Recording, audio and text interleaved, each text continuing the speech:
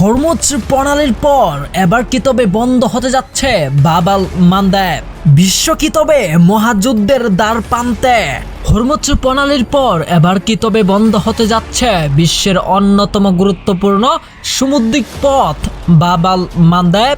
Donald ট্রাম্পের শান্তি প্রতিক্রিয়ার বাধা পাল্টা হুঁশিয়ারি দিয়ে ইয়েমেনের হুতিয়া সরকার যা বলল তা শুনে কাঁপছে বিশ্ব অর্থনীতি। তাদের দাবি একবার যদি এই পথ বন্ধ করা হয় তবে বিশ্বের কোনো শক্তি তা খুলতে পারবে না। কি ঘটতে যাচ্ছে লোহিত সাগরে? কেন সেখানে মোতায়েন করা হয়েছে বিশ্বের বৃহত্তর মার্কিন রণতরী ইউএসএস জেরাল্ড ফোর্স? বন্ধুরা, মধ্যপ্রাচ্যের উত্তেজনা এখন চরমে। ইয়েমেনের হুতি সরকারের উপপরাষ্ট্রমন্ত্রী হুসেন আল এজি সরাসরি হুঁশিয়ারি দিয়েছেন মার্কিন প্রেসিডেন্ট ডোনাল্ড ট্রাম্পকে। সামাজিক যোগাযোগ মাধ্যমে এক্স-এ দেওয়া এক বিবৃতিতে তিনি বলেন, ট্রাম্প যদি শান্তি প্রতিক্রিয়ায় ক্রমাগত বাধা সৃষ্টি করেন তবে হুতিরা বাব আল মান্দেব প্রণালী সম্পূর্ণ বন্ধ করে দেবে।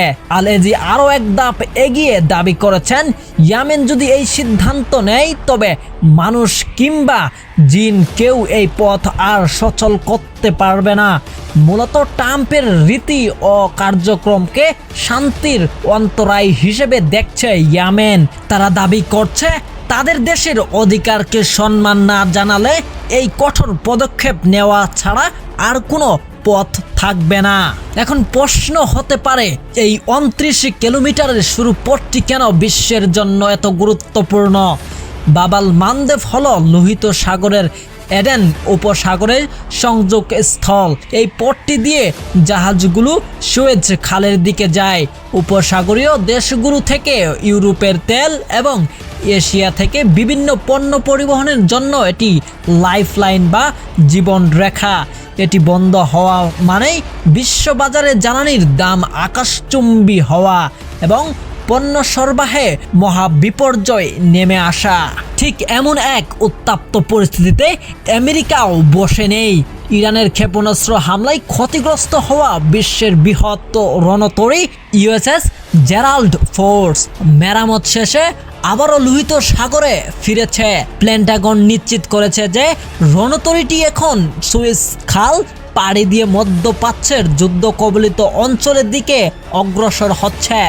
1 মাসেরও বেশি সময় ধরে সংস্কার কাজ চলার পর এটি এখন পূর্ণ সামরিক শক্তিতে প্রস্তুত।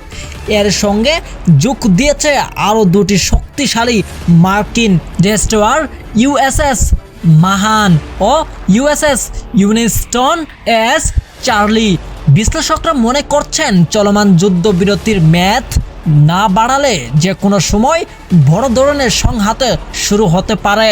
বিশ্বের অর্থনীতি কি নতুন কোনো সংকটের মুখোমুখি হতে যাচ্ছে? ট্রাম্প কি পারবেন এই উত্তেজনা প্রশমিত করতে, নাকি ইয়েমেনের এই হুঁশিয়ার নতুন এক মহাযুদ্ধের ইঙ্গিত দিচ্ছে?